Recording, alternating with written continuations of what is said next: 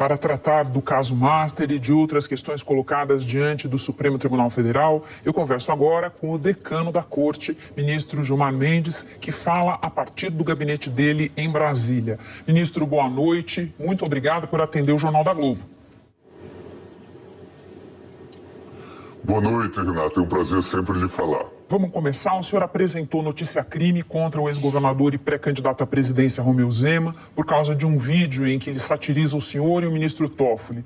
Considerando o conteúdo dessa peça e o timing, não lhe parece que essa iniciativa serve para inflamar ainda mais os ânimos e dar discurso aos críticos do Supremo? Não me parece que seja assim, Renato. Eu acho que todos nós que atuamos na vida pública temos que ter responsabilidade e não podemos fazer esse tipo de brincadeira.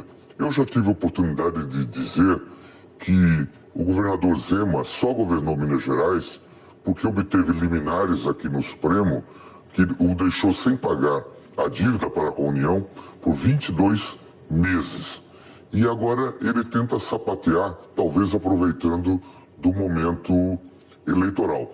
Uma linguagem muito pouco própria, ele fala uma língua próxima do português, mas que é entendida como ofensiva, e isto precisa ser aferido. Ministro, deixa eu aproveitar que o senhor fez essa menção à situação de Minas Gerais.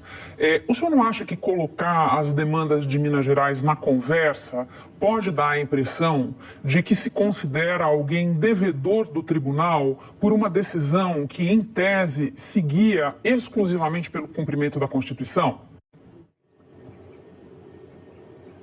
Não, não acho. E não penso que seja assim. Eu estou só chamando a atenção para o fato de que as pessoas vêm ao tribunal, se socorrem do tribunal e depois fazem esse tipo de sapateado, o que não me parece uma postura eticamente correta. Ministro, ainda sobre reações do tribunal, o relator da CPI do crime organizado, Alessandro Vieira, pediu o indiciamento de 3 ministros do Supremo, inclusive o senhor. Levando em conta que esse relatório foi rejeitado e que a CPI já acabou, muita gente, inclusive gente que considera que essa CPI não elucidou nada sobre crime organizado e se equivocou nos indiciamentos, sustenta que é perseguição política mandar investigar o senador, como o senhor defendeu, e mais ainda ameaçar torná-lo inelegível, como fez o ministro Toffoli.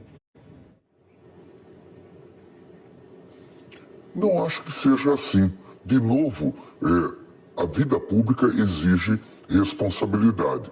Eu estou chocado que uma CPI do crime organizado e que dizia que iria investigar o crime organizado no Rio de Janeiro e queria investigar as famílias do Norte e outras organizações, termine por indiciar ministro do Supremo. No meu caso, inclusive, é bom que se diga, por ter dado um habeas corpus.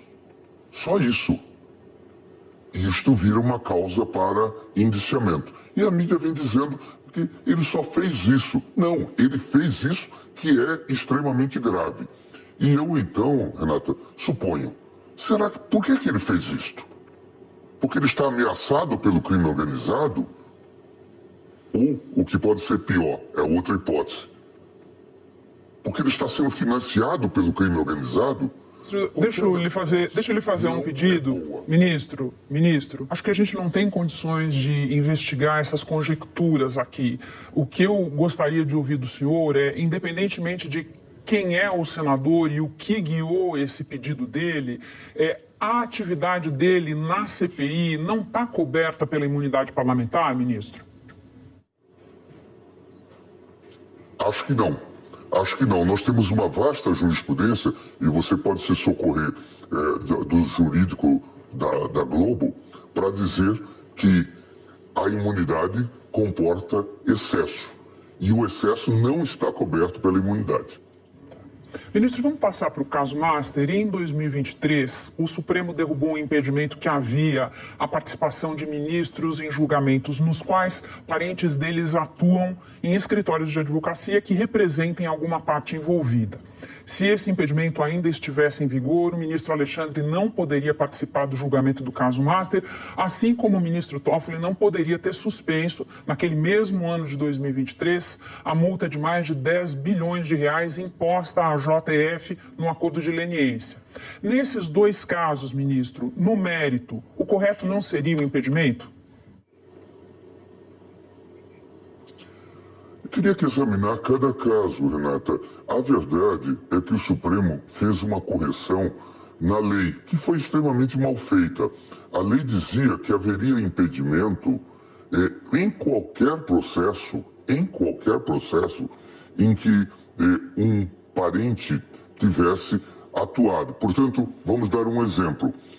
Se um parente representou a Globo no Supremo Tribunal Federal, qualquer juiz parente dessa pessoa estaria impedido em qualquer processo da Globo, o que não faz sentido. Nós somos 11 ministros. O jogo de impedimento, daqui a pouco, leva a uma manipulação, inclusive, do resultado. Aqui a premissa é falsa. Por quê? Porque a lei foi tão mal escrita mesmo, talvez até propositadamente mal escrita, e não levava ao resultado almejado, levava a um impedimento generalizado. O ministro Alexandre jamais julgou o caso do Master. O caso relativo ao ministro Toffoli, talvez ele não devesse ter julgado por outras razões. Apareceram lá indicações de que ele tinha feito negócios com a Master no passado. Então, essa seria uma outra razão, não por conta do impedimento que estava na lei. Acredite em mim, a lei foi extremamente mal feita e não levava a esse resultado. Levava a um impedimento geral. Vou lhe dar um exemplo. Um sobrinho meu que esteja em Diamantino e que tenha atuado num processo pela Souza Cruz ou pela JBS, me levaria a estar impedido em todos os processos da Souza Cruz ou da JBS. Casos que eu nem poderia conhecer, como normalmente acontece e a gente acaba não conhecendo. Então, esse tipo de legislação simbólica também é ruim. Lei mal feita e que leva a essas consequências. Por isso que o tribunal declarou inconstitucional. Ministro, só para não deixar em aberto para quem nos assiste, a gente está falando do ministro Alexandre, lembrando pelo contrato que o escritório de familiares dele firmou com Daniel Vorcaro. Esse julgamento ainda não aconteceu, é uma questão em aberto se o ministro Alexandre vai participar ou não. E no caso do ministro Toffoli, eu lembro também que ele não se sentiu impedido de aceitar a relatoria, mesmo com todos esses negócios que foram revelados pela imprensa depois, e só saiu do caso quando não tinha mais condições. Mas eu quero fazer mais uma pergunta de Master para o senhor. Segundo relatos da imprensa, o senhor já disse que não viu problema nem na conduta do ministro Alexandre. Desculpa, ministro, o senhor está querendo falar algo? Eu estou querendo pontuar. Em relação ao ministro Alexandre, ele integra a primeira turma. Todo esse processo se desenrola na segunda turma. Portanto, hoje nós temos até, vamos chamar assim, um impedimento fático. Em relação ao ministro Toffoli, quando se colocou a questão de sua participação em negócios com o Master, ele, juntamente com o tribunal, decidiu que não poderia continuar no processo. Ministro, deixa eu retomar aqui. Segundo relatos da imprensa, o senhor já disse que não viu problemas nem na conduta do ministro Alexandre, nem na conduta do ministro Toffoli no caso do Banco Master. Mas uma parcela expressiva dos brasileiros não pensa assim. Não caberiam, no seu entender, pelo menos explicações mais esclarecedoras sobre a natureza da relação que eles ou familiares deles tiveram com Daniel Vorcaro? Essa é uma questão que cada qual terá que fazer o devido encaminhamento. O que me parece que é importante que se diga é que esta questão do Vorcaro, Master e tudo mais, que a imprensa ou parte da imprensa transformou num case do Supremo Tribunal Federal, é um problema talvez mais profundo, que revela problemas de regulação, participação do sistema financeiro, A mim me parece que a imprensa trouxe o caso Vocaro para a Praça dos Três Poderes. Eu, se fosse buscar o endereço do caso Vocaro ou do caso Master, eu veria ele na Faria Lima. Ministro, eu acho que a gente pode procurar os endereços do caso Master, onde quer que a gente queira, e o papel da imprensa é procurar em todos os lugares possíveis. Mas me parece que caiu no colo do noticiário, do público, a participação, o envolvimento de ministros do Supremo com Daniel Vocaro. Então não é assim que saiu uma ideia da nossa cabeça. Mas vou lhe fazer uma outra pergunta relativa a isso também. Neste momento em que avançam as tratativas para uma possível delação de Vocaro, o ministro Alexandre tirou da gaveta uma ação apresentada em 2021 pelo PT, questionando as atuais regras para colaborações premiadas. Eu não vou perguntar, claro, como é que o senhor pretende votar nessa matéria, isso é uma questão futura. Eu foco numa questão anterior. A coincidência temporal entre as duas coisas não é ruim para a imagem do STF? Não é natural que as pessoas vejam no resgate dessa ação uma tentativa de evitar ou pelo menos de reduzir o dano de uma delação do Vocaro? Renata, no passado a gente dizia que nós tínhamos 150 ou 180 milhões de técnicos de futebol. Agora nós temos 180 ou 200 milhões de juristas, todos palpitando sobre coisas do Supremo, sobre impedimento, suspeição. Nós temos uma série de processos aqui, milhares de processos no gabinete. Por que um processo é pautado e não outro, eu não sei dizer. Até porque eu só respondo pelo meu gabinete. Mas eu acho que esse tipo de ilação, em princípio, é indevida. Há muito tempo nós estamos discutindo a questão da delação. Vocês acompanharam e de perto e participaram da Lava Jato. Vocês sabem o que aconteceu em Curitiba, como se manipulou delação. Todos nós sabemos disso. Vaza Jato revelou isto. Nós sabemos, portanto, que a delação precisa de aperfeiçoamento. É o momento, não é o momento? Essa é uma questão que cabe ao relator, que traz o processo, e um diálogo com a Corte. Ministro, eu acho importante colocar aqui, registrar, que o senhor sempre foi um crítico das delações e de outros institutos, como das prisões alongadas. Essa sempre foi uma questão para o senhor. Mas, por outro lado, eu pondero que é impossível a gente não colocar essa questão no contexto atual, ministro. Ninguém aqui está querendo ser jurista, mas como é que as pessoas olham para o que está acontecendo, olham para o resgate dessa ação pelo ministro Alexandre e não pensam algo como: ele não viu problema na delação do Mauro Cid, mas aparentemente ele está vendo problema agora na delação do Vocaro. Não é um raciocínio natural por parte das pessoas? Não é legítimo que elas façam essa pergunta? Não, é legítimo que se faça a pergunta e que se esclareça e que as pessoas respondam.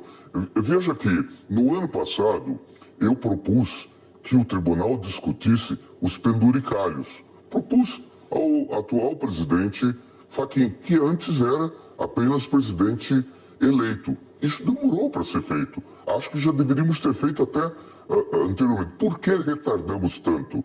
Por razões as mais diversas. É difícil agora explicar, e você não me daria tempo. A questão da política interna do próprio tribunal, os erros que se cometeram. Eu venho defendendo um pacto republicano. Falei isso com o Fachin. É preciso que nós nos unamos para fazer um debate sobre várias questões. A questão do orçamento, a questão das CPIs, a melhoria de uma série de elementos da legislação, da nossa relação com o próprio poder legislativo e executivo. O modelo está muito disfuncional. Toda hora que se precisa, vem ao Supremo Tribunal Federal. E depois se diz, isso leva a um paroxismo, a um paradoxo. E depois se diz que o Supremo está intervindo demais. Ministro... Nós temos editoriais. Ainda hoje eu aponto. Por favor, nós pode temos continuar. Editoriais. Ora criticando o Supremo por contenção, ora criticando o Supremo por excesso. Nós vivemos isso e vamos conviver com isso. Ministro, eu por mim ouviria o senhor por horas, eu só não quero deixar de faltar tempo para algumas questões do momento que eu preciso muito fazer ao senhor. Mesmo entre quem já enxergou mérito no inquérito das fake news, notadamente no período em que a democracia foi mais atacada, muita gente hoje considera que ele, aos 7 anos de existência, já cumpriu sua função e virou só uma arma poderosa nas mãos do relator, ministro Alexandre. O senhor acaba de remeter uma notícia crime para esse inquérito, essa do Romeu Zema. Então eu pergunto, para que e para quem manter isso aberto, ministro? Eu tenho a impressão de que o inquérito continua necessário. E ele vai acabar quando terminar. É preciso que isso seja dito em alto e bom som. O tribunal tem sido vilipendiado. Veja, por exemplo, a coragem, eu diria a covardia, do relator da CPI do crime organizado de atacar a corte e pedir indiciamento de pessoas não cuidando de quem efetivamente cometeu crimes. Isso pode ser deixado assim? Acho que não. É preciso que haja respostas. Eu acho que foi um momento importante do Supremo ter aberto o inquérito e de mantê-lo pelo menos até as eleições. Acho que é relevante. Ministro, o senhor já disse que não vê necessidade de código de conduta na contramão do que defende o presidente Edson Fachin. O senhor argumenta que já existem outros dispositivos tratando disso. A minha pergunta segue uma outra lógica. Diante da crise de confiança instalada e das evidências de que as regras atuais de autocontenção não estão dando conta, não seria caso de abraçar ao menos pontos que parecem ser de simples bom senso, como disciplinar e dar transparência à participação dos ministros em palestras e eventos, divulgar as agendas, sobretudo com advogados? Isso tudo não lhe parece uma coisa meio livre de controvérsia, ministro? Eu acho que isso já se faz, Renata. Eu não vejo nenhum problema. Quanto à crise de confiança, era bom que vocês olhassem como está a relação de confiança em relação às várias instituições, Forças Armadas, como são, em relação à própria imprensa, para ver como que se dá o quadro em termos comparativos. E acho que nós devemos discutir a questão, a meu ver, do código de conduta, assim chamado. O problema, a meu ver, é de oportunidade. E eu cito sempre um bom exemplo. A ministra Rosa Weber esteve aqui uma curta presidência, mas numa bem-sucedida presidência. Enfrentou o 8 de janeiro. E ela tinha 2 graves problemas no tribunal, problemas institucionais. Decisões monocráticas e a questão dos pedidos de vista, que ficavam perdidos de vista. A ministra Rosa nos reuniu, colocou uma proposta regimental e isso foi aprovado. E o problema foi resolvido internamente, sem se fazer alarde disto. É só essa questão que se coloca. Quanto a aprovar código de ética ou buscar as regras já existentes na LOMAN, na lei de improbidade, eu estou de acordo. A questão é o modus faciendi. Aqui rege um parlamentarismo. O presidente não decide per se. Ministro, só para pontuar, eu estou entendendo então que com alguns pontos básicos o senhor não teria discordância, e só para pontuar também por que eu falei da questão das agendas, é que boa parte dos ministros não publica suas agendas públicas, sobretudo encontros com advogados de partes. Mas vamos lá para outras propostas. Além do código de conduta defendido pelo presidente Fachin, surgiu agora, pelas mãos do ministro Flávio Dino, uma proposta de reforma do judiciário. Algo menos focado no Supremo, de mais longa maturação do que um código e também mais distante de questões concretas suscitadas pelo caso Master. O senhor hoje se manifestou a favor. Quer desenvolver essa ideia? Primeiro, em relação à agenda de advogados, no meu caso específico, e acho que na maioria, isso é público. Me deixou aqui, quando passou por aqui, achava que deveríamos chamar o advogado de uma parte e de outra, mimetizando o modelo americano. Não é essa a nossa tradição. Hoje o sistema americano, você tem acompanhado, nem é boa referência. Financial Times, New York Times, tem dito que o papel do Supremo é muito mais relevante hoje, inclusive em defesa da democracia, do que o da Corte Suprema Americana. Mas em relação à sua pergunta, eu acho, como eu disse antes, que já deveríamos ter avançado para um novo pacto republicano. Jobim chegou a fazer um, eu fiz outro. Vários projetos foram discutidos. Acho que era a oportunidade de discutirmos isso. Já falei isso com o presidente Lula, já falei com o presidente Hugo Mota, já falei com o Alcolumbre, falei com o próprio Fachin. Acho que seria oportuno discutir e considero oportuna a ideia trazida pelo ministro Flávio Dino. E aí sim, discutir questões amplíssimas. Veja, a questão dos penduricalhos é extremamente grave e o CNJ, ao invés de incentivá-lo, já deveria ter resolvido. Tem uma série de coisas que o CNJ já poderia ter resolvido, como também o CNMP. E temos muitas questões para debater. O problema das agências,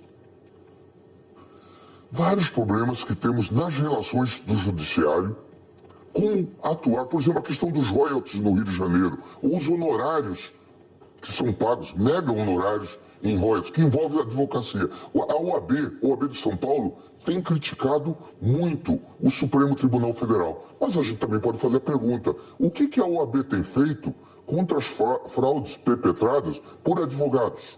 O senhor mencionou a imprensa internacional e me ocorreu colocar aqui também para fazer o registro que recentemente a revista Economist, que é uma publicação tão ou mais prestigiosa do que essas que o senhor citou, eu diria tão prestigiosa quanto, publicou uma longa matéria sobre o que ela qualificou de grande escândalo do Supremo Tribunal Federal brasileiro. E isso me leva ao nosso tópico final, ministro, que é essa crise de confiança, crise de credibilidade que o senhor mencionava há pouco. O senhor tem razão, a crise de confiança hoje em dia no mundo é uma questão para várias instituições, a imprensa inclusive, o judiciário também. Agora, eu acho que a gente não pode deixar de olhar a questão do Supremo brasileiro e o que a população está dizendo a respeito dele, porque é uma crise que tem as suas características próprias. A pesquisa Quest mais recente mostrou, pela primeira vez na série histórica do Instituto, que a maioria da população não confia no Supremo. A rodada anterior já tinha apontado que 2/3 consideram importante escolher um candidato ao Senado comprometido com o impeachment de ministros. Como é que o senhor, decano do tribunal, recebe esses números? Primeiro, em relação a The Economist, ela também fez uma matéria com grande destaque, elogiando o Supremo Tribunal Federal e reconhecendo o seu papel na defesa da democracia. Cada qual faz a leitura que quiser. Em relação à avaliação da opinião pública, é importante que a gente distinga, Renato, o que é foto e o que é filme.